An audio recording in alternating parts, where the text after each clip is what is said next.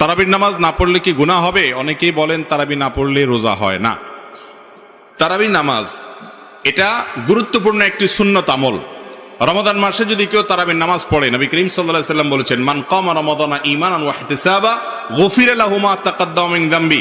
যে ব্যক্তি রমজানের রাতের বেলা দাঁড়িয়ে তারাবির নামাজ আদায় করবে, তার পেছনের সমস্ত গুনাহ খাতা আল্লাহ তাআলা মাফ করে দিবেন। অতএব তারাবি নামাজ পড়তে চেষ্টা করা উচিত। কিন্তু কোনো কারণে যদি কেউ তারাবি নামাজ না পড়েন, তার কারণে তার রোজা হবে না, এমন কোনো কথা পৃথিবীর কোনো আলেম, কোনো ফকি বলেন নাই।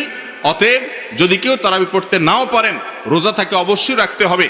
তারাবি মিস হলে গুনাহ হবে না, বড় গুনাহ কবিরা গুনাহ হবে না, কিন্তু রমজানের রোজা মিস হলে কবিরা গুনাহ হবে। অতএব তারাবি নামাজ এটা আমাদের আদায় করা উচিত। এটা যদি ছুটে যায় কোনো কারণে, হঠাৎ কোনো একদিন একা একা পড়ে নেব। আর যদি অসুস্থতার কারণে শরীর খারাপ লাগে, পড়লামই না, একদিন মাত দিলাম হঠাৎ করে, তাহলে ইনশাআল্লাহ বড় কোনো গুনাহ হবে না বা গুনাহ হবে না।